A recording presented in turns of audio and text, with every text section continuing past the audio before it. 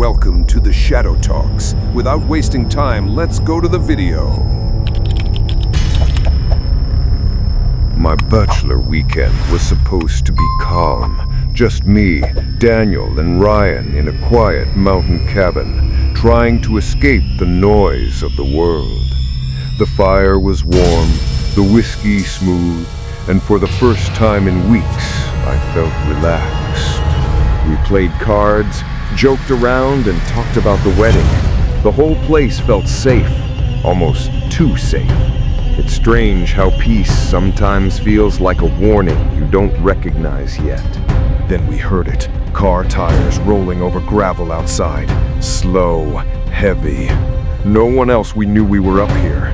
My smile faded, and all three of us looked at the door at the same time. A knock hit the door, deep, slow, and too confident. It didn't sound like someone lost or needing help. It sounded like someone who already knew exactly who was inside. Ryan opened it. As soon as I saw who was standing there, my breath caught. My heart felt like it froze in my chest. Everything inside me said this night had just taken a wrong turn. It was Vanessa, my ex, the girl I hadn't seen in 2 years. Her hair was tangled, her makeup smeared, and she was holding a half-full wine bottle like it was the only thing keeping her standing. She smiled at me, but it wasn't a friendly smile. It was slow, uneven, forced, like she put it on to hide something darker. "Surprise," she whispered, stepping inside without waiting. Daniel stared at me. Ryan looked confused. I felt sick. Vanessa had no reason to be here. She didn't know the location. She didn't even know the date of my bachelor weekend. So how did she find us? Her eyes were wide, shiny, and unfocused, as if she hadn't slept in days. She scanned the cabin slowly, like she wasn't looking at the room, but at something hidden behind the walls. I hadn't spoken to Vanessa since the night she showed up drunk, screaming that I ruined her life. Now here she was, alone, unstable, and smiling at me in the middle of nowhere. And the worst part, I had no idea how far she was willing to go. Vanessa walked deeper into the cabin without anyone inviting her. She looked around slowly, her smile fading into something colder. The air felt tight, like the room itself didn't want her there. She didn't yell. She didn't cry. She just stared at me with tired, swollen eyes. The last time I saw her, she was screaming at my apartment door. The quiet version of her was far more terrifying. Then she started talking, slow, calm, and chilling. She mentioned things I told her years ago. My fears, my anxieties, my father's drinking. All the things I kept hidden from everyone, even my fiancé. Daniel told her to go. Ryan tried to help, but Vanessa kicked a chair across the room and shouted, "I'm not leaving!" Her voice cracked with anger and something darker. Daniel took a step toward her. She leaned close and whispered something that made my blood run cold. "I killed the bride's brother. The wedding never happens." Her smile twitched when she said it. Before we could react, she sprinted into the kitchen. We heard a drawer rip open. She came back holding a large kitchen knife, her hands shaking, her eyes wide and wild. She charged at Daniel. I didn't think, I just tackled her. The three of us hit the floor. The knife twisted in her grip.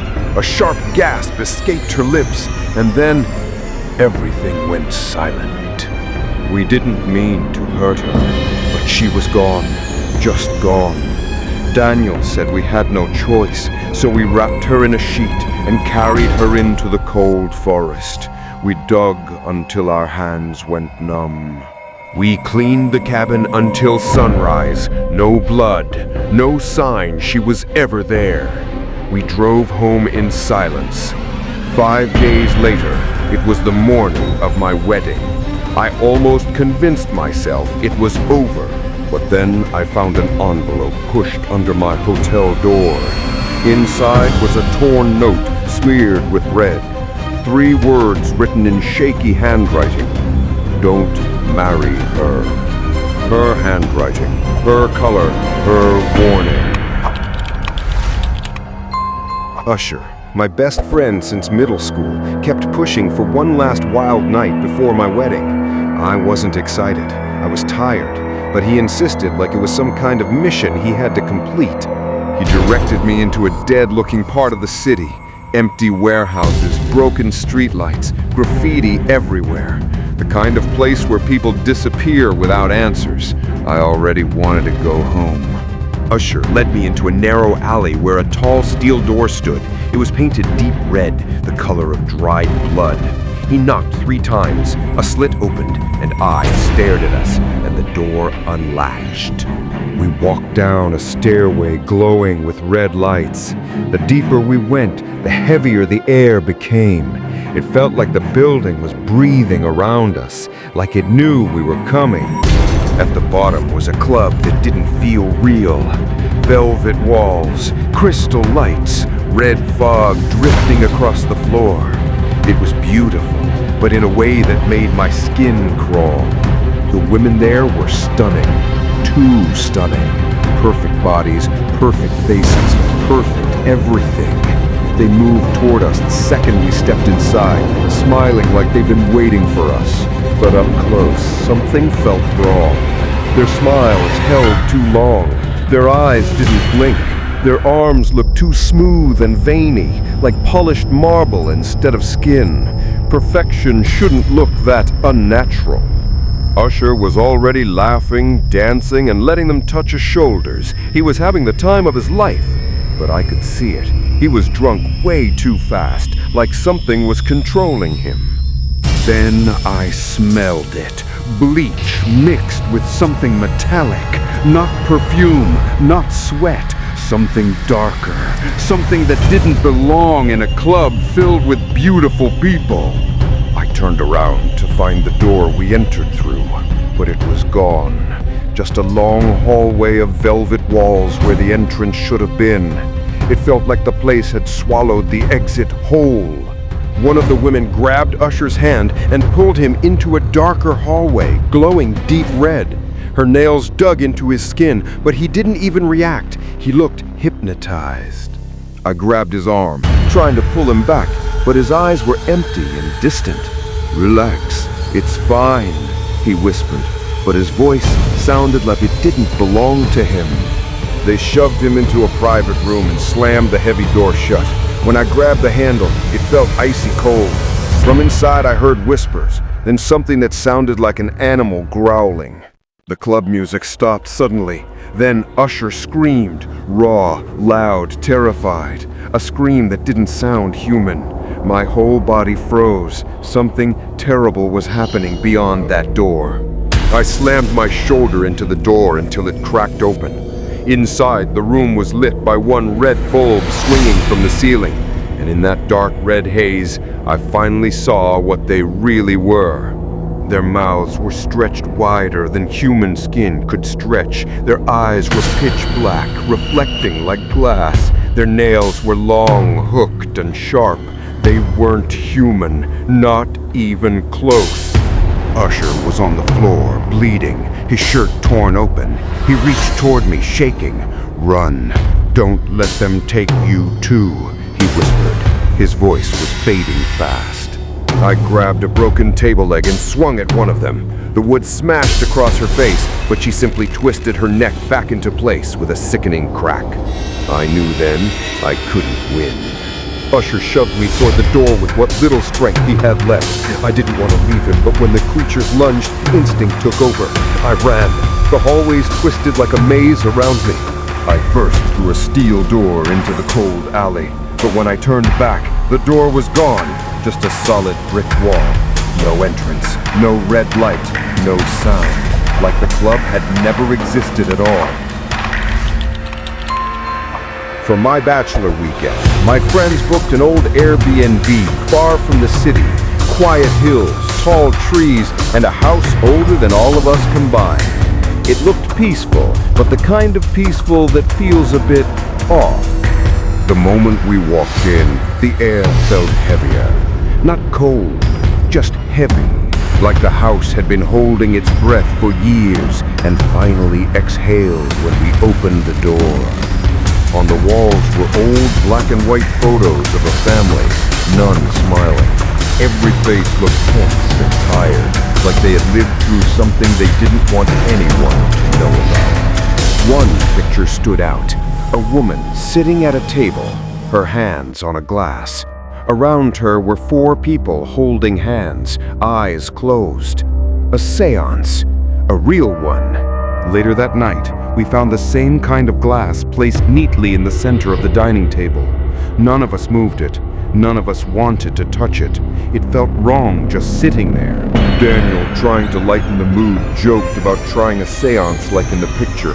I laughed it off, but the glass made a tiny clink sound, as if someone tapped it from the inside.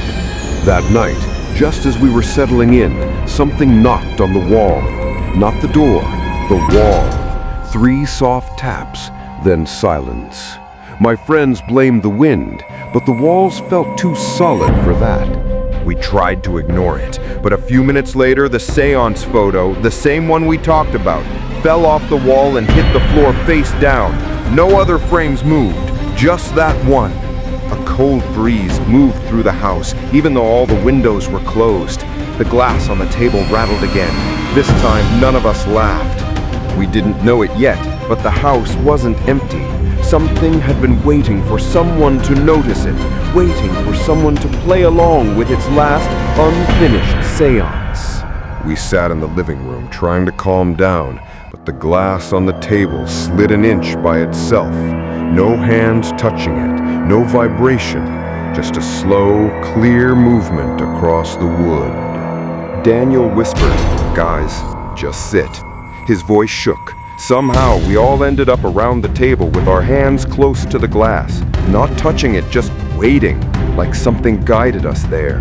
The glass twitched again, then slowly slid to the letter H written on the wooden surface under the dust. We didn't carve it, we didn't draw it, but it was there, faded, old. The glass kept moving. H, E, L, P. 4 letters, 1 message, and the moment the last letter was picked, all the lights flickered like the house was screaming silently. Then we saw her. Not clearly, just a shape. A woman standing near the old hallway, wearing the same dress from the séance photo. Her outline flickered like she wasn't fully there. She raised one trembling arm and pointed to the floor beneath us. The boards creaked like something was trapped under them. Daniel whispered, "There's something there." Suddenly, something pulled at my ankle, cold fingers grabbing from under the floorboards. I fell back, screaming. The others pulled me away as the boards shook violently.